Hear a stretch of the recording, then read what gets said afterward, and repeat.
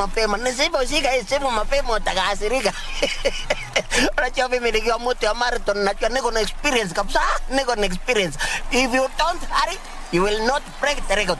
Okay, wacha nishike hii simu.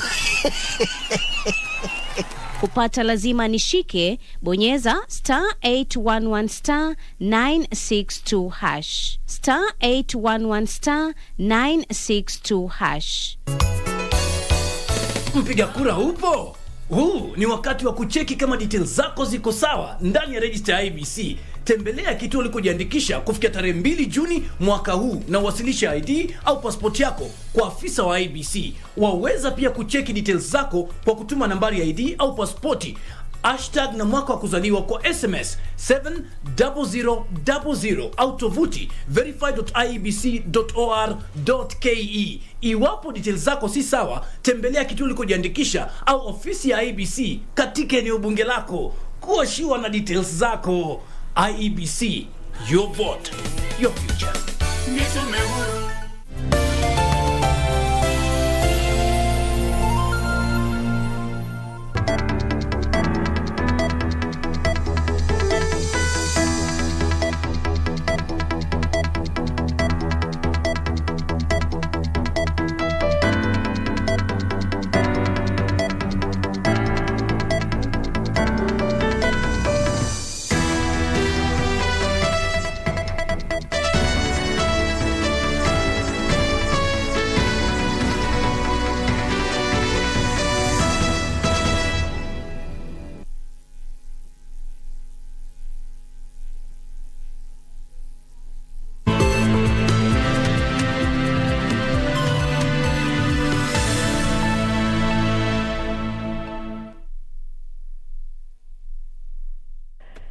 Good afternoon. Thank you for creating time for us. This is KBC. You're just in time for the Lunchtime News. It is the 21st day in the month of May 2022, 79 days to the next general elections, and political leaders are not leaving anything to chance. They continue to traverse the country, this as they woo voters ahead of the August polls.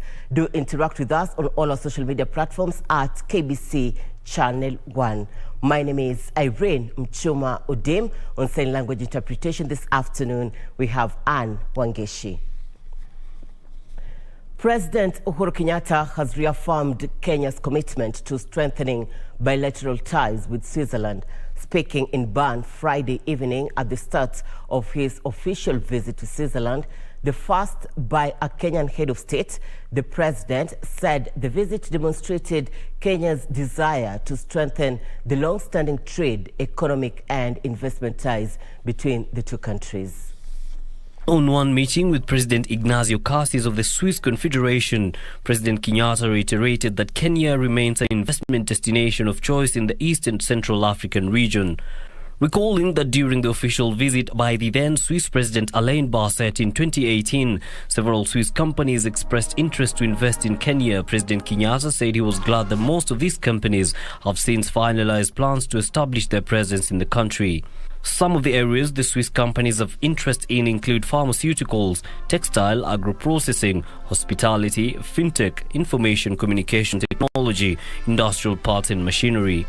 The two leaders also discussed the tourism sector, where President Kenyatta stressed the need to encourage people-to-people exchanges among the citizens of the two nations. The head of state also reaffirmed Kenya's commitment to the principles of the framework for the return of assets from corruption and crime in Kenya that was agreed and signed by the government of Kenya, Switzerland, the United Kingdom and Jersey. At the meeting, it was observed that a sum of $2 million held by the Swiss government, being proceeds of corrupt activities, was yet to be restituted to Kenya due to some legal issues, calling for conclusion of ongoing court cases on the same. President Kenyatta and President Ignacio Cassis agreed that the two governments will work together to expeditiously conclude the process of repatriation of the funds. The two leaders also emphasized the need to demonstrate that crime does not pay. President Kenyatta and President Ignacio Cassis also signed a letter of intent to cooperate on research and science.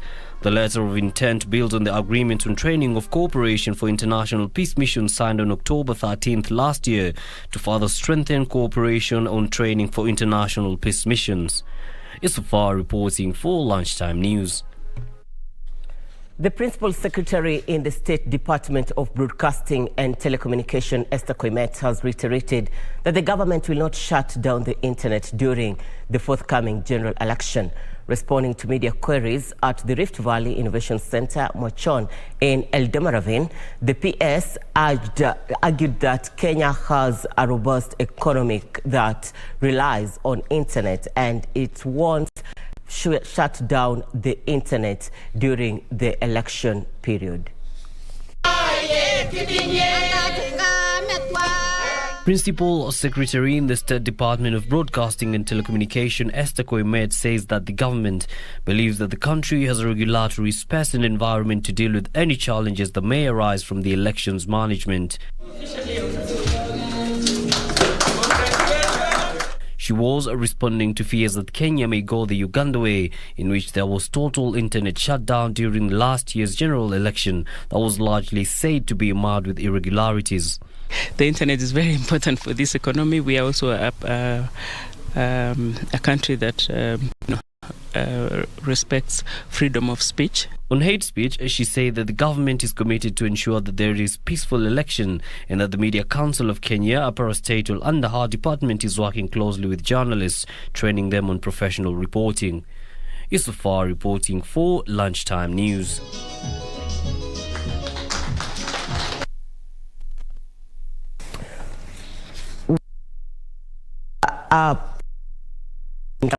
And we'll be joining my colleague Kevin Washira later on in this bulletin. Also, KBC Channel 1 is on a roadshow to interact with its viewers on how they have been feeling about the broadcasting items here on KBC Channel 1, and we'll be bringing you those details in this bulletin as KBC Channel 1 continue to traverse the county of Nairobi. We are taking a short commercial break. We will be back with the news.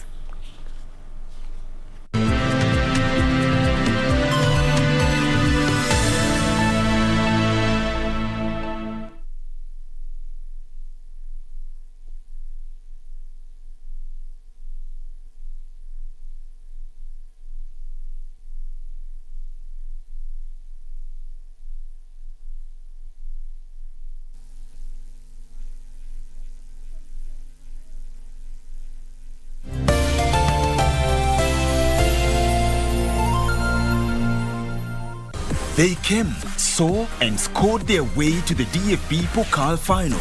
Germany's valiant rivals, SC Freiburg and RB Leipzig, are a heartbeat away from lifting the ultimate trophy of which none has ever won. SC Freiburg are still hopeful of winning their first major title in club history. Meanwhile, RB Leipzig have reached 2 of the last 3 DFB Pokal finals, losing 3-0 to Bayern Munich in 2019 and 4-1 to Dortmund in 2021. It is therefore a moment of truth for these finalists. So 5 from 6 this season, make that 6 from 7. 35 minutes gone, 3-0 Freiburg. This is history in the making. As we reveal the identity of 2021-2022 DFB Pokal champion, keep a close eye on this grandest match between SC Freiburg and RB Leipzig on Saturday, the 21st of May 2022 at 9 p.m. live and exclusive on KBC Channel 1. KBC Channel 1, your true sports partner. Do you have a news story to share with KBC? Get in touch swiftly on email news@kbc.co.ke or call 0723 892 654 or 0734 780 124.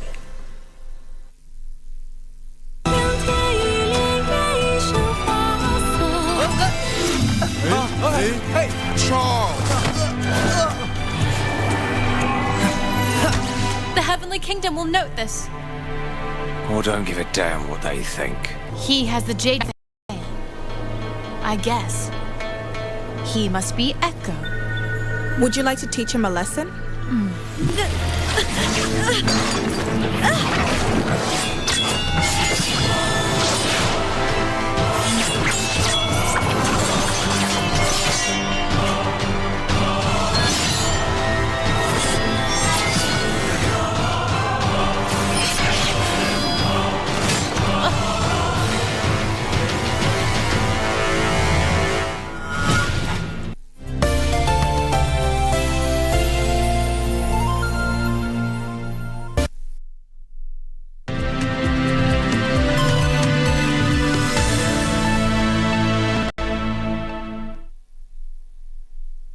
Thank you for staying with us. You're watching the Lunchtime News. Welcome back. Narok Governor Samuel Oletunai has decried what he terms low transition of students to secondary schools in the county, despite the national government supporting the 100% primary to secondary school transition, while urging parents to ensure their children report to school. Tunai said his government has released 70 million shillings for bursary. Governor Samuel Tunai was at Sekinani Girls in Narok West, where he urged parents to take their children to high school, adding that both levels of government are working together to support the 100% transition. The county boss appealed to members of parliament in the region to follow suit and increase the number of those who have reported to high school in the county, which has recorded a low number of Form 1 admissions. Na hiyo watoto walifanya katika county hii, tunataka wote waende Form 1. Narok West Member of Parliament Gabriel Oletengonyo lauded the teachers in his constituency for their input in the improved performance of the students, saying education in the county has improved and the number of girls dropping out for cultural reasons is slowly becoming a thing of the past. Tumeendelea kufanya vyema both in primary and in secondary category. Tonight, for the call on the residents to value education. Isafar reporting for Lunchtime News. Governor Charity Ngilu has hinted at dropping her gubernatorial bid in favor of former Kitui Senator David Musila. Ngilu says the two are mulling the possibility of unifying their campaign to consolidate support under the Azimio la Umoja umbrella. This comes as Tiati Member of Parliament William Kamtet and Baringo Senator Gideon Moi expressed confidence that Wiper Party leader Kalonzo Musyoka will be back to Azimio la Umoja. Kitui gubernatorial aspirants Charity Ngilu and David Musila may back one another if talks between them bear fruit. We are standing here to consult as members of one political union. And so don't be surprised. Don't think that we have made any agreement to do anything. We are just going to be very good competitor. The other party is UDA is our competitor, and the other party is Wiper, and the Wiper has disengaged and said that they are not part of it.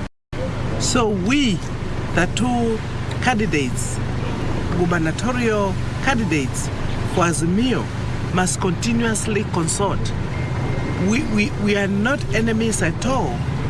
Governor Charity Ngilu, who is yet to name her running mate, hinted that she might drop her bid for re-election. Meanwhile, Baringo Senator Gideon Moi and Tiati MP William Kamtet say Kalonzo Musyoka will go back to Azimio la Umoja coalition. Unajua kutowekwa namba 2 yeye alistuka kidogo. Lakini sasa yeye ameenda ameangalia mpaka akaona ni vizuri akae katika hii serikali. Na ningependa kupongeza Gideon Moi kwa sababu yeye anafanya kazi mzuri. Ameongelesha rafiki yake, wamekaa pamoja, wakaomba pamoja, wakaimba pamoja, mpaka maneno sasa imeingia vizuri. Serikali ni yetu. And in Migori County, gubernatorial aspirant John Pesa has refuted claims that he is being bankrolled by the Kwanza Alliance through Governor Okoth Obado. The former MP has been criticized for accepting the endorsement of Governor Obado, an ally of Deputy President William Ruto. Meanwhile, UDA supporters in Kilifi County want the party leader William Ruto to come clear on the coalition agreement he signed with Pamoja African Alliance Party.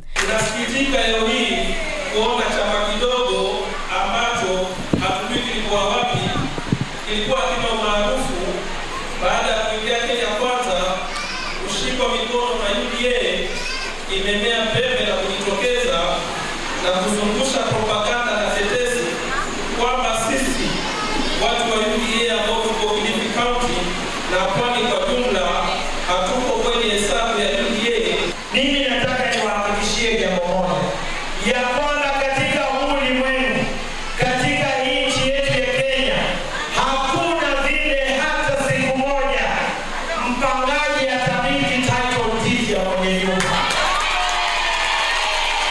UDA supporters say there is a lot of misinformation in the agreement. Lunchtime News. Close to 400 teachers of early childhood development education in Nyandarua County are celebrating a move to upgrade their employment terms from short-term contracts to permanent and pensionable. Nyandarua Governor Francis Kimemia, when issuing them with letters of employment, underscored the importance of ECDE teachers in forming strong foundation for learners.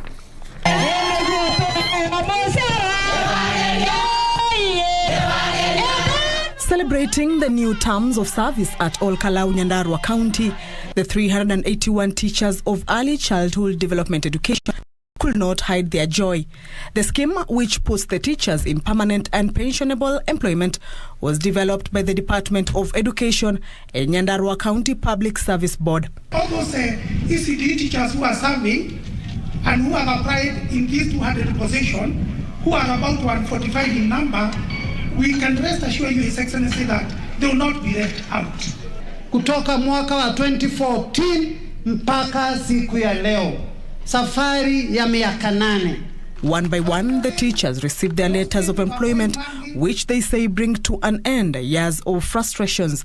Nyandarua Governor Francis Kimemia challenging the teachers to maximize on the opportunities. Wata-enjoy pension, wata-enjoy housing, wata-enjoy car allowance, wata-enjoy commuter allowance, wata-enjoy allowance zote ambazo ziko katika public service. An additional 200 teachers will be engaged to reduce the ECD teacher shortage in the county.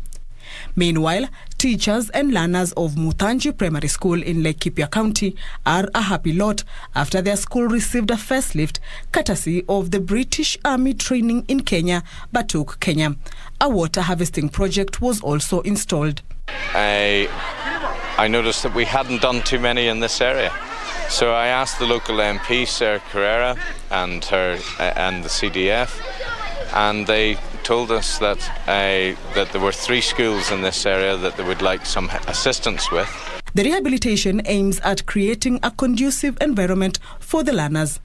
Yale madarasa yamekuwa dull, but now they are bright. Na tunafurahia sana kwa sababu wanafunzi wetu watasaidika sana. Batuk, Kenya has been undertaking such projects with the aim of maintaining strong community bonds. West Pokot's Governor Professor John Lonyangapuo has lauded the clergy who have been tirelessly preaching peace among the warring communities, especially in the North Rift region. Lonyangapuo says that the efforts by the religious leaders seem to be bearing the fruits if the rising number of reformed cattle rustlers is anything to go by. West Pokot Governor Professor John Lonyangapuo attended a national peace prayer caravan in Kapenguria. It was here that he hailed the consistent efforts by the clergy to seek a peaceful coexistence among the warring communities. Nataka nishukuru wahubiri hapa kiongozwa na hii team ya West Pokot. Tumeona Reverend Jumuma hapo. Those men, those women, they have committed themselves to stand in the gap. Wameomba mpaka tumeona Mungu ametembea area hii, wamebariki watoto wetu, wamebariki nchi yetu. So nataka niseme nyinyi wenye mmekuja waombezi, kweli mmekuja kwa nchi ambayo inaomba Mungu na tunataka tuongezewe. Lonyangapuo says the efforts by the clergy seem to be bearing fruit if the rising number of reformed cattle rustlers is anything to go by. We have a testimony hapa kwamba inawezekana watu wenye walikuwa na jina ngine majina yao yakabadilishwa ikawa nzuri, na ushuhuda ndio hiyo. Siku hizi hata watoto wetu wanasoma na kung'ara. In every ways we are there by the grace of God. The county boss also warned politicians against inciting members of the public during this electioneering period. Timu ya siasa ni kitu ya kupita. We have, if you read in the papers, hatuna ile kelele imeishi kwingine hapa. We ask God to help us to tone down ili tujue sisi tu ni ya kawaida. Baada ya kura si ni watu ya kawaida tu, so we know tu watu alafu baadaye what next. For Lunchtime News, I'm Safin Acheng Ouma. Now, the Kenya Wildlife Service, in collaboration with Dalbit Petroleum Limited, have planted 1,000 trees at the Mawingo Bongo Sanctuary Corridor. This is in a bid to help conserve the near-extinct mountain bongo antelopes in Mount Kenya forest, which have been greatly threatened by the poachers. The rare antelope is in the process of being reintroduced back into what used to be its territory at Mount Kenya before it was threatened to its near extinction by poachers. Kama kampuni ya Dalbit tulichukua hatua ya kuregesha wanyama hawa, tukaanza na wanyama 5 na hivi leo tuko na karibu wanyama takriban 65 na tunaendelea kuwazalisha ili turegeshe mazingira vile yalivyokuwa. The government of Kenya currently has an objective to increase the country's tree cover from 6.2% to 10% by 2030 with an aim of providing a green and suitable environment for mountain bongos in the sanctuary. Kwa hivyo miti hii ni kudhibitisha kuwa Dalbit inataka kuwa na mpango ambao kwa Kiingereza tutaita sustainability. Tukipanda miti tunaleta mvua, tukileta mvua tunaleta maji, tunafanya jamii inakuwa very self-reliant na kisha tunaweza kupata kuendeleza biashara kwa muda mrefu. Dalbit Petroleum CEO Timothy Skudi said the tree planting exercise is being done as an initiative that will contribute towards the Conservancy's target of 5,000 indigenous tree species in 2022 to improve the population of the endangered species in Kenya from the current population of less than 100 in the world. Tunajua katika hali ya kupanda miti tunaleta uhai kwa dunia kwa sababu miti inaleta maji na maji ni uhai. Maji haya ndio yanakulisha hawa swara na pia yanafanya tuwe na society iliyo thabiti ambapo ndio kampuni inaweza pata watu wa kufanya kazi na pia ndio soko.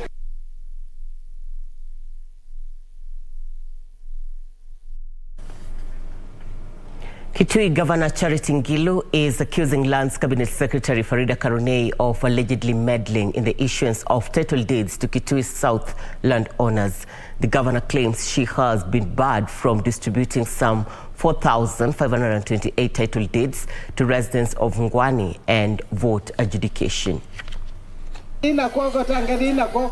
Speaking at Ngwani Center in Ikango Ward, Kitui South Governor Charity Ngilu claimed that the Cabinet Secretary Karonei had conspired with area MPs and county land register to forestall the distribution of title deeds. Ardhi ya Wakamba ni yetu na sisi hatutaki akija kutuingilia. Ajue hivyo. Hata akiwa atakuja na nani, Farida Karonei ajue. Na nitamuelezea mimi mwenyewe. President Uhuru Kenyatta, hatutaki mchezo ya ardhi yetu. Governor Ngilu declared that she will not allow anyone to politicize or trivialize land matters in the county. Na wanafanya namna hii ni mwanajua ni kwa sababu gani? Kwa sababu Kitui South ndio kuko na mali nyingi sana hii ya minerals. Watu wameingia hapo hata viongozi na ndio hawataki mkijua ni nani amechukua ardhi huko. Na mimi nitawajua na nitawaletea majina yao. The governor said she will take the matter to the president for action. Elvis Otieno for Lunchtime News. 8 mourners died on Friday night after a van they were traveling in was involved in an accident along the Mai-Mahiu Narok Road. The 5 women and 3 men were returning to Naivasha from Kisii when their minibus rammed head-on onto a lorry near Mafutata Center. The 8, who are members of a Catholic church in Kongoni, Naivasha, were on their way back from the burial before the 2 a.m. accident occurred. Emotions ran high at Naivasha Sub-County Hospital mortuary as friends and relatives moved in to identify those who had died.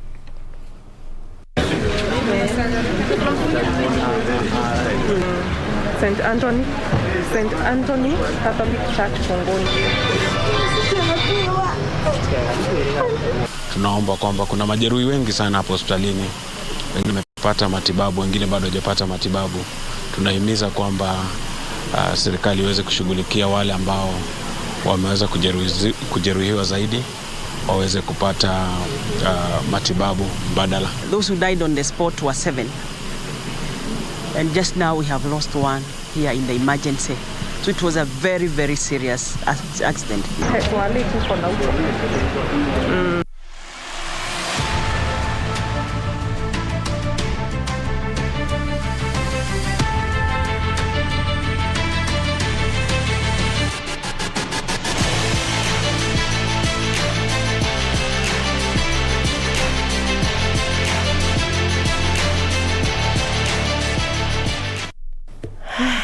All right, time for us to get to sports news. National Rugby Sevens team lost the second match at the Taos leg of the HSBC Sevens series after being trashed 34-14 by host France. Kenya Sevens managed to score only 2 tries in the 5th minute and 10th of the game through Nelson Oyo and Alvin Otieno, while their opponents France scored 6 tries with 2 conversions. Kenya will play their 3rd match against Wales this afternoon. In the other Group B match, Fiji thrashed Wales 19-0. Kenya currently occupies position 10 on the log with 37 points. After Towless, the teams head to London for the 8th leg next weekend before ending the season in August in Los Angeles, USA. Next.